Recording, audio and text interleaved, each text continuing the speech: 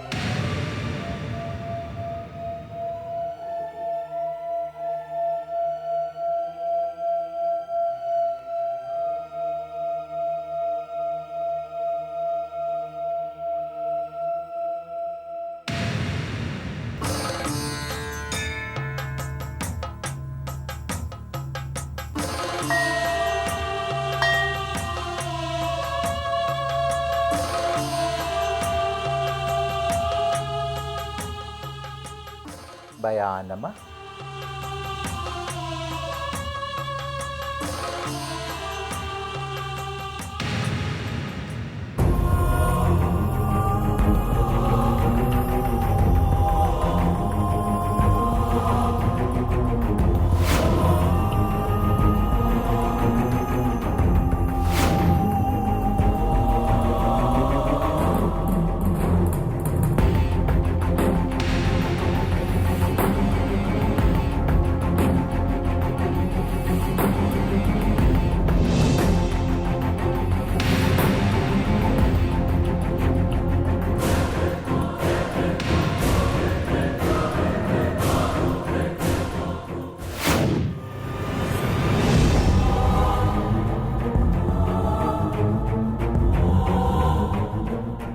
ಹೇಗನ್ನಿಸ್ತಾ ಇದೆಯಮ್ಮ ಚೈತ್ರ? ತುಂಬ ಖುಷಿ ಆಗ್ತಿದೆ ಗುರುಜಿ. ಇವತ್ತಿಂದ ನನ್ನ ಕಾಲಿನ ಟ್ರೀಟ್ಮೆಂಟ್ ಶುರು ಆಗ್ತಿದೆ. ನನಗೆ ನಂಬಿಕೆ ಇದೆ ನನ್ನ ಕಾಲು ಸರಿ ಹೋಗುತ್ತೆ ಅಂತ. ಅಷ್ಟಾದರೆ ಸಾಕು ಬಿಡಮ್ಮ. ದುಷ್ಯಂತ್ ಅವರೇ, ಚೈತ್ರನಂಥ ಪೇಷಂಟನ್ನೇ ನಾನು ನೋಡಿಲ್ಲ. ಅವಳು ಇಲ್ಲಿಗೆ ಬಂದಿದ್ದೇ ಒಂದು ಪವಾಡ. ಅವಳು ಇಲ್ಲಿಗೆ ಬಂದಿದ್ದು ಅವಳ ಆತ್ಮ ಪ್ರೇರಣೆಯಿಂದ. ಅವಳಿಗೆ ತನ್ನ ಕಾಲು ಸರಿ ಹೋಗುತ್ತೆ ಅನ್ನೋ ಭರವಸೆ ಇದೆಯಲ್ಲ, ಆ ಆತ್ಮವಿಶ್ವಾಸ ಇದೆಯಲ್ಲ, ಅದೇ ಅವಳ ಕಾಲನ್ನು ಸರಿ ಮಾಡಿಬಿಡುತ್ತೆ.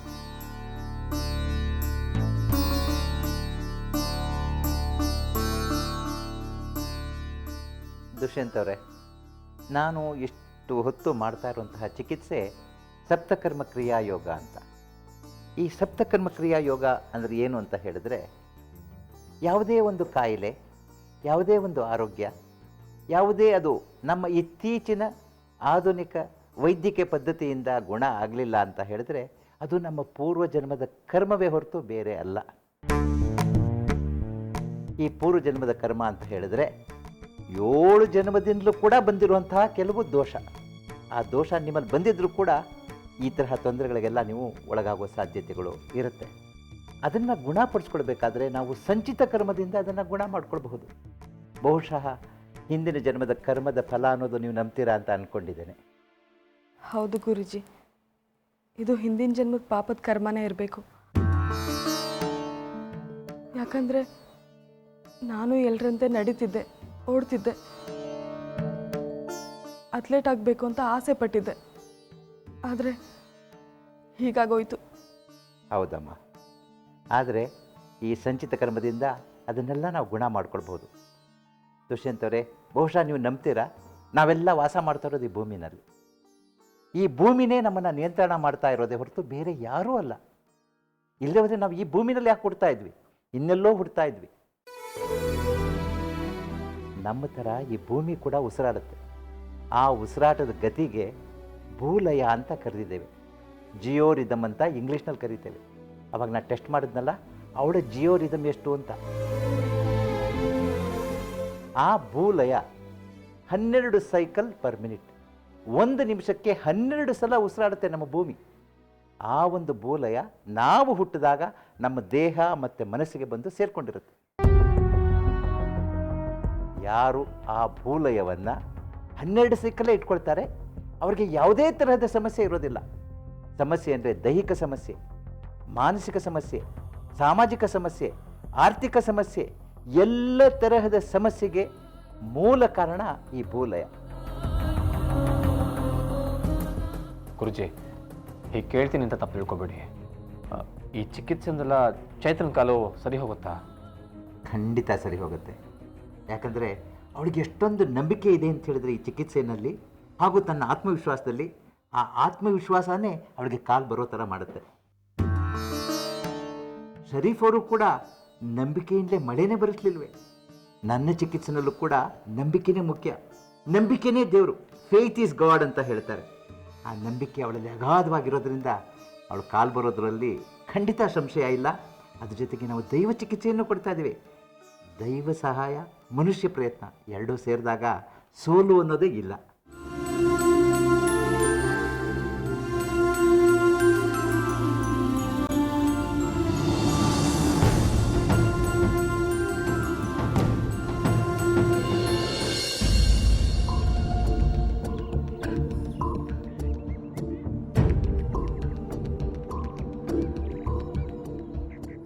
ಸಾರಿ, ಬ್ಯಾಂಕ್ ಅವರ್ಸಲ್ಲೇ ನಿಮ್ಮನ್ನು ಮೀಟ್ ಮಾಡೋಣ ಅಂದ್ಕೊಂಡೆ, ಆದರೆ ಟ್ರಾಫಿಕಲ್ಲಿ ಸಿಕ್ಕಾಕೊಂಡು ಬರೋದು ಲೇಟಾಗಿ ಹೋಯಿತು. ಪರವಾಗಿಲ್ಲ, ಇಲ್ಲಿ ಮೀಟ್ ಮಾಡೋದೇ ಕಂಫರ್ಟಬಲ್ ಅನಿಸುತ್ತೆ, ಯಾರ ಡಿಸ್ಟರ್ಬೆನ್ಸು ಇರಲ್ಲ. ಅವತ್ತು ನಾನು ನಿಮ್ಮ ಮನೆಯಿಂದ ಹಾಗೆ ಹೋಗಿದ್ದು ನಿಮಗೆ ಬೇಸರ ಆಗಿರಬೇಕು. ಆದರೆ ಏನು ಮಾಡೋದು, ನಿಮ್ಮ ತಾಯಿ ತುಂಬ ಡಿಸ್ಟರ್ಬ್ ಆಗಿದ್ರು, ನಿಮ್ಮ ಮೂಡ್ ಕೂಡ ಸರಿ ಇರಲಿಲ್ಲ. ಅಂಥ ಟೈಮಲ್ಲಿ ಏನು ಮಾತಾಡೋದು ಅಂತ ನಾನು ಹೊರಟೋದೆ. I am sorry. It's okay, ಅದು ನಮ್ಮ ಮನೇಲಿ ಮಾಮೂಲು. ಅದೇನೋ ಹೆಣ್ಮಕ್ಳು ಅವ್ರ ಪಾಡಿಗೆ ಅವರಿದ್ದರೆ ತಂದೆ ತಾಯಿಗೆ ಅದೇನೋ ಒಂಥರ ಕಣ್ಣೂರಿ, ಮದುವೆ ಮಾಡ್ಕೊ ಅಂತ ಬಲವಂತ ಮಾಡ್ತಿರ್ತಾರೆ. ನಾನು ಬೇಡ ಬೇಡ ಅಂತ ಹೇಳಿ ಹೇಳಿ ಸಾಕಾಗೋಗಿದೆ. ನೀವು ಪ್ರೇಮ್ನ ಅಷ್ಟೊಂದು ಪ್ರೀತಿಸ್ತಿದ್ರಾ?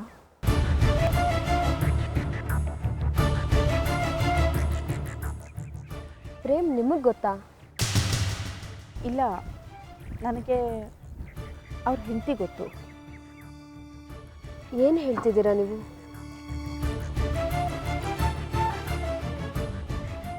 ಆವತ್ತು ನಾನು ನಿಮ್ಮ ಮನೆಯಲ್ಲಿ ಅವ್ರ ಫೋಟೋ ನೋಡಿದ್ನಲ್ಲ, ಆಮೇಲೆ ನಾನು ರಿಕಲೆಕ್ಟ್ ಮಾಡಿಕೊಂಡೆ ಅವರು ನನ್ನ ಫ್ರೆಂಡ್ ಹಸ್ಬೆಂಡ್ ಅಂತ. ಓ, ಅಂದರೆ ಪ್ರೇಮ್ ಹೆಂಡತಿ ನಿಮಗೆ ಕ್ಲೋಸ್ ಫ್ರೆಂಡ್. ಇನ್ಫ್ಯಾಕ್ಟ್ ನಾನು ಅವರಿಬ್ಬರು ಮದುವೆನೂ ಅಟೆಂಡ್ ಮಾಡಿದ್ದೀನಿ. ಓಕೆ, ಅವ್ರ ಹೆಸರು? ಸಾಕ್ಷಿ. ಸಂಯುಕ್ತ ಅಂತ. ಓಹ್, ಚೆನ್ನಾಗಿದೆ, ಹೆಸರು ತುಂಬ ಚೆನ್ನಾಗಿದೆ. ಆದರೆ ಅವಳ ಮ್ಯಾರಿಡ್ ಲೈಫ್ ಚೆನ್ನಾಗಿಲ್ಲ. ಸಾರಿ, ನಾನು ಪ್ರೇಮ್ ಬಗ್ಗೆ ಕಮೆಂಟ್ ಮಾಡ್ತಿಲ್ಲ. ಅವ್ರು ತುಂಬ ಒಳ್ಳೆಯವರು, ತುಂಬ ಅಂಡರ್ಸ್ಟ್ಯಾಂಡಿಂಗ್. ನನ್ನ ಸ್ನೇಹಿತನೇ ಸರಿ ಇಲ್ಲ. ಅಂದರೆ ಅವರಿಬ್ಬರು ಹ್ಯಾಪಿಯಾಗಿಲ್ಲ ಮೈತ್ರೇಯಿ ಅವರೇ. ಏನಾದರೂ ಡಿಫ್ರೆನ್ಸಸ್ ಇದ್ದೇ ಇರುತ್ತೆ. ಯಾವಾಗಲೂ ಜಗಳ ಆಡ್ತಾ ಇರ್ತಾರಂತೆ. ಇದೆಲ್ಲ ನಿಮ್ಗೆ ಹೇಗೆ ಗೊತ್ತು? ನಾನು ಸಂಯುಕ್ತ ಕ್ಲಾಸ್ಮೇಟ್ಸ್ ಆಗಿದ್ವಿ. ಹಾಗಾಗಿ ಆಗಾಗ ತನ್ನ ಪರ್ಸ್ನಲ್ ಪ್ರಾಬ್ಲಮ್ಸ್ನ ನನ್ನ ಹತ್ರ ಹೇಳ್ಕೊಳ್ತಾ ಇರ್ತಾಳೆ. ನಿಜ ಹೇಳಬೇಕು ಅಂದರೆ ಅವಳೇ ಒಂದು ದೊಡ್ಡ ಪ್ರಾಬ್ಲಮ್. ಮೊದಲಿಂದಾನು ಅವಳನ್ನ ನೋಡ್ತಾ ಇದ್ದೀನಿ. ತುಂಬ ಹಠದ ಸ್ವಭಾವ, ಡಾಮಿನೇಟಿಂಗು. ಮದುವೆ ಆದಮೇಲಾದರೂ ಅವಳು ಸರಿ ಹೋಗ್ತಾಳೆ ಅಂದ್ಕೊಂಡೆ. ಆದರೆ ಅವಳು ಮ್ಯಾರಿಡ್ ಲೈಫ್ಗೂ ಅಡ್ಜಸ್ಟ್ ಆಗಿಲ್ಲ. ಮೋಸ್ಟ್ ಆಫ್ ದ ಟೈಮ್ಸ್ ಅವಳದೇ ತಪ್ಪು ಅಂತ ನನಗನ್ಸುತ್ತೆ. ಆದರೆ ಅವಳ ಪರ್ಸ್ನಲ್ ವಿಷಯದಲ್ಲಿ ನಾನು ಇಂಟರ್ಫಿಯರ್ ಆಗೋದು ಸರಿ ಇರಲ್ಲ ಅಂತ ನಾನು ಸುಮ್ಮನೆ ಇರ್ತೀನಿ. ಪಾಪ ಪ್ರೇಮ್ ಸಿಕ್ಕಾಕೊಂಡು ಸಫರ್ ಆಗ್ತಿದ್ದಾರೆ. ಇದೆಲ್ಲ ನನಗೆ ಗೊತ್ತೇ ಇರಲಿಲ್ಲ. ಪ್ರೇಮ್ ಮದುವೆ ಮಾಡಿಕೊಂಡು ಸಂತೋಷವಾಗಿದ್ದಾರೆ ಅಂದ್ಕೊಂಡಿದ್ದೆ. ಮೈತ್ರೇಯಿ ಅವರೇ, ನಾನು ಹೀಗೆ ಕೇಳ್ತಿದ್ದೀನಿ ಅಂತ ಮಿಸ್ಟೇಕ್ ಮಾಡ್ಕೋಬೇಡಿ. ಪ್ರೇಮ್ ಕೂಡ ನಿಮ್ಮನ್ನು ಪ್ರೀತಿಸ್ತಿದ್ರಾ?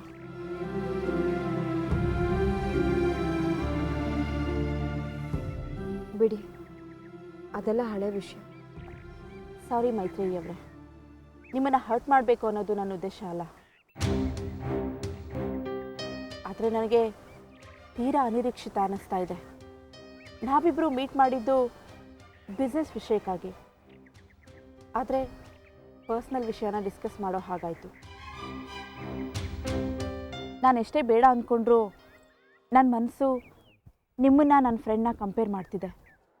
ಪ್ರೇಮ್ ಅಂಥ ಒಳ್ಳೆ ವ್ಯಕ್ತಿ ನಿಮ್ಮನ್ನು ಡಿಸರ್ವ್ ಮಾಡ್ತಾರೆ ಅನಿಸುತ್ತೆ. ಅವ್ರಿಗೆ ಸಂಯುಕ್ತ ಅಂಥ ಹೆಂಡತಿ ಸಿಗಬಾರ್ದಾಗಿತ್ತು. ಸಾರಿ, ನಿಮ್ಮ ಪರಿಸ್ಥಿತಿ ನೋಡಿ ನಂಗೆ ತಡೆಯೋಕ್ಕಾಗಲಿಲ್ಲ ಮೈತ್ರೇಯಿ ಅವರೇ. ನೀವು ನೋಡಿದ್ರೆ ಇನ್ನೂ ಪ್ರೇಮ್ ನೆನಪಲ್ಲೇ ಮದುವೆನೇ ಬೇಡ ಅಂತ ನಿರ್ಧಾರ ಮಾಡಿದ್ದೀರಿ. ಅಲ್ಲಿ ನೋಡಿದ್ರೆ ಪ್ರೇಮ್ ಮದುವೆ ಮಾಡಿಕೊಂಡು ಸಫರ್ ಆಗ್ತಿದ್ದಾರೆ. ನಾನು ಅವ್ರ ಜಾಗದಲ್ಲಿ ಏನಾದರೂ ಇದ್ದಿದ್ರೆ ಅಂಥ ಗಟ್ವಾಣಿ ಹೆಣ್ಣನ್ನು ಬಿಟ್ಟು ನಿಮ್ಮ ಹತ್ರನೇ ವಾಪಸ್ ಬಂದುಬಿಡ್ತಾ ಇದ್ದೆ.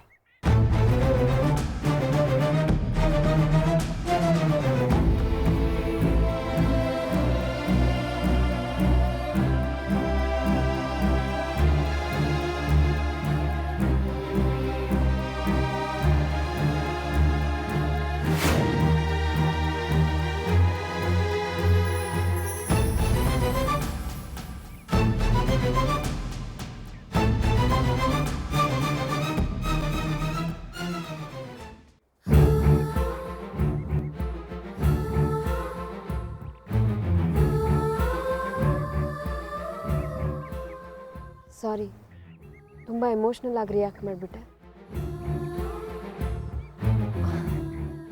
Let's come to business. ನಾನು ಅದನ್ನೇ ಹೇಳೋಣ ಅಂದ್ಕೊಂಡಿದ್ದೆ. ನನ್ನ ಬಿಸ್ನೆಸ್ ಪಾರ್ಟ್ನರ್ ಊರಿಂದ ಬಂದಮೇಲೆ ಅವ್ರನ್ನ ನಿಮಗೆ ಇಂಟ್ರೊಡ್ಯೂಸ್ ಮಾಡಿಸ್ತೀನಿ. ಆಮೇಲೆ ನಾವು ಮಿಕ್ಕ ವಿಷಯ ಎಲ್ಲ ಮಾತಾಡೋಣ.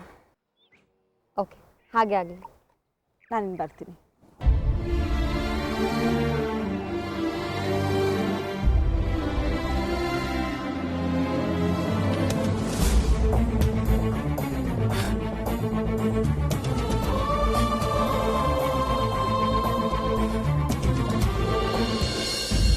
ಬೇಗ ಪೇಮೆಂಟ್ ಮಾಡಿ ಸರ್, ನಂಗೆ ತುಂಬ ಕಷ್ಟ ಆಗ್ತಾ ಇದೆ.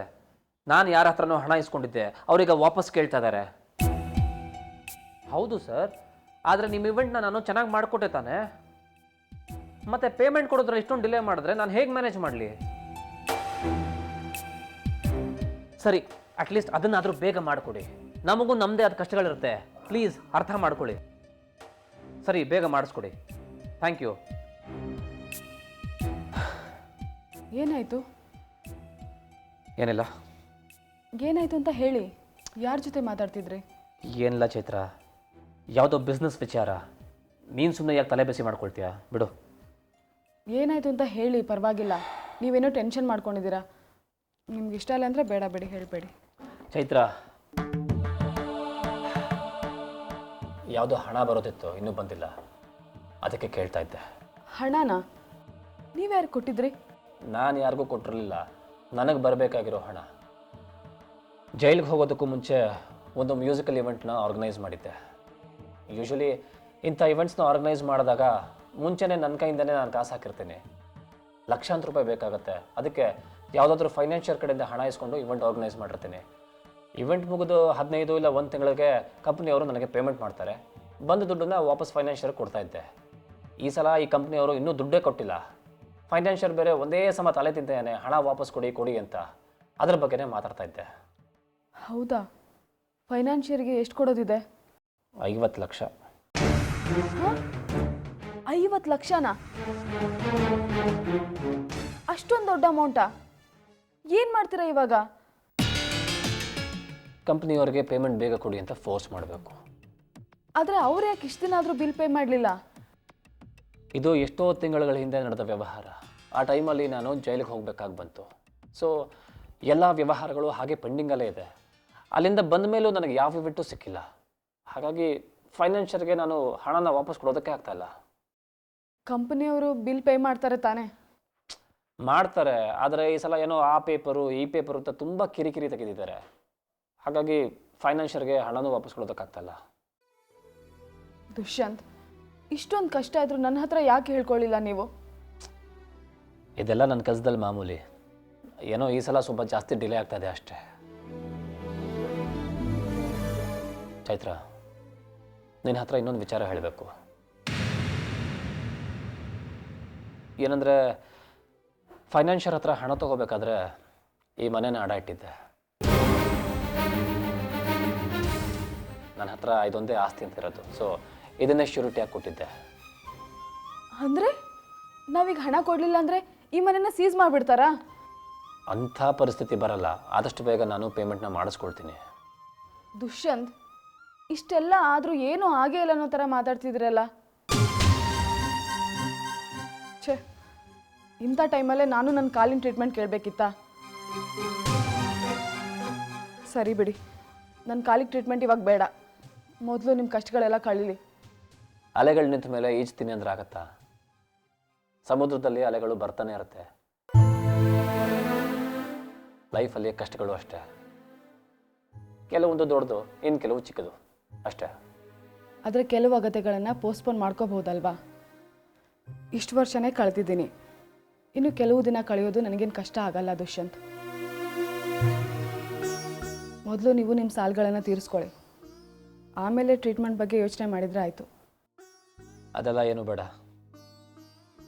ಟ್ರೀಟ್ಮೆಂಟ್ ಕೊಡ್ಸೋದಕ್ಕಾಗದೇ ಇರುವಂಥ ಪರಿಸ್ಥಿತಿಲಿ ನಾನೇನಿಲ್ಲ.